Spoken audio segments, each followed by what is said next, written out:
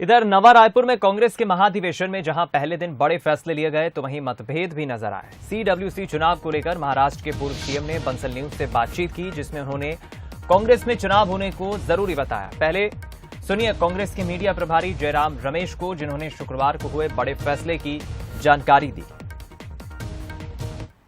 कमजोर वर्गों के लिए, युवाओं के लिए, महिलाओं के लिए, दलितों के लिए, आदिवासियों के लिए, ओबीसी के लिए और अल्पसंख्यक के लिए हमारे पार्टी के संविधान के प्रावधानों में ही उनका प्रतिनिधित्व हम सुरक्षित कर रहे हैं। कांग्रेस के पूर्व प्रेसिडेंट, संगठन के प्रेसिडेंट, उनको भी कांग्रेस वर्किंग कमेटी में प्रतिनिधित्व मिलेगा।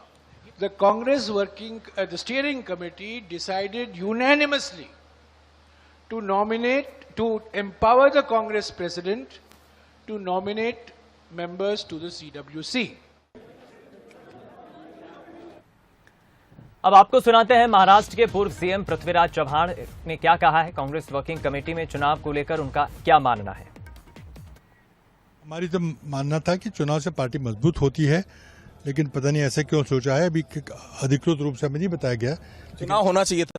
हाँ बिल्कुल, सभी पदों पे, क्योंकि 25 साल से चुनाव नहीं हुआ है। चुनाव से जो जमीन से जुड़े हुए नेता है वो उभर के आते हैं। सभी अगर नॉमिनेटेड नेता होंगे तो उसमें कुछ लिमिटेशंस होती है। सोनिया जी से गुजारिश की, सोनिया जी ने आश्वासित किया था कि चुनाव होंगे।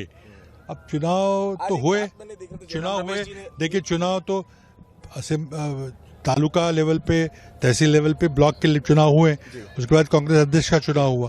अब यहाँ तक हुआ और आगे की जो प्रक्रिया है, working committee, parliamentary board election committee, उसकी शायद नहीं कर रहे। वर्किंग कमेटी में अभी सभी नॉमिनेटेड लोग हैं, तो उसमें 50% बना है, इसमें बहुत बड़ी बात है। सारे नॉमिनेटेड लोग हैं, उन्हीं लोगों ने रखे। तो मैं समझता हूं कि चुनाव से पार्टी मजबूत होती है, हमारा मानना है। उससे कोई सहमत हो या ना हो अलग बात है। तो सुना अपने पृथ्वीराज चव्हाण को, जिन्होंने इस चुनाव प्रक्रिया पर अपना बयान दिया है, अपना मत रखा है और उनका मानना है कि चुनाव होना चाहिए। चलिए हम रुक करेंगे न्यूज हेड शरद द्विवेदी जी का इस खबर पर बातचीत करने के लिए हमारे साथ जुड़ गए। शरद जी, क्या कहेंगे। हम बीजेपी में देखते हैं अनुशासन और सर्वसम्मति से सभी नेता, सभी कार्यकर्ता एकमत केंद्रीय नेतृत्व के फैसले पर सहमत होते हैं, लेकिन कांग्रेस में यही अंतर है कि दो सुर, दो मत और गुटबाजी के आरोप लगते हैं। महाधिवेशन में फैसला लिया गया, लेकिन नेताओं के सुर कुछ और ही है। क्या कहेंगे। देखिए, ये वक्त की बात होती है। जब आप ताकतवर होते हैं तो चीजें, आपकी कमजोरी भी ताकत के रूप में देखी जाती है, और जब आप चुनौतियों का सामना कर रहे होते हैं तो आपकी अच्छी चीजें भी क्वेश्चनेबल होती हैं। एक समय बीजेपी का भी ऐसा था, जब लालकृष्ण आडवाणी राष्ट्रीय अध्यक्ष थे तो पार्टी में एक बड़ा मसला हमेशा ये होता था कि ऑफ द रिकॉर्ड ब्रीफिंग का एक मसला उठता था कि कुछ नेताओं के खिलाफ दुष्प्रचार किया जाता है।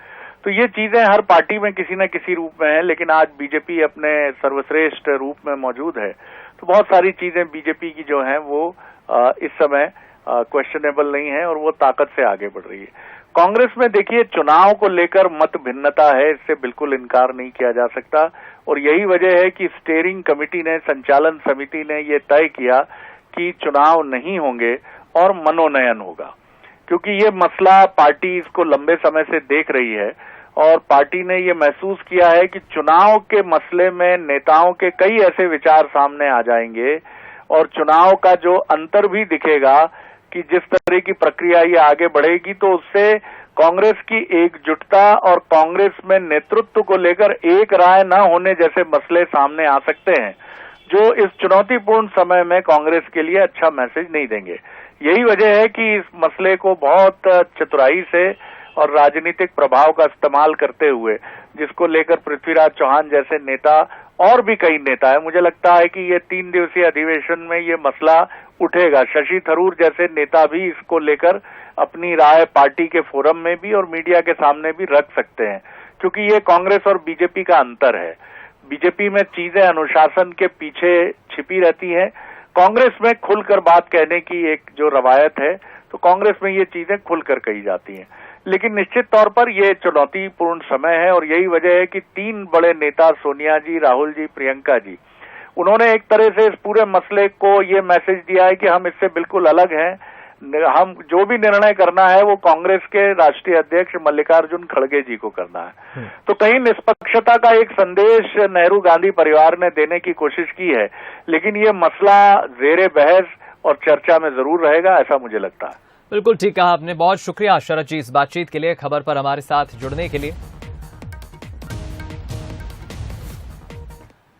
चलिए, यही अंतर है बीजेपी और कांग्रेस में। कांग्रेस में खुले मन से सब कुछ स्पष्ट कह देने की परंपरा है, लेकिन बीजेपी में अनुशासन दिखता है और सर्वसम्मति से एकमत नेताओं के बयानों में दिखता है। फिलहाल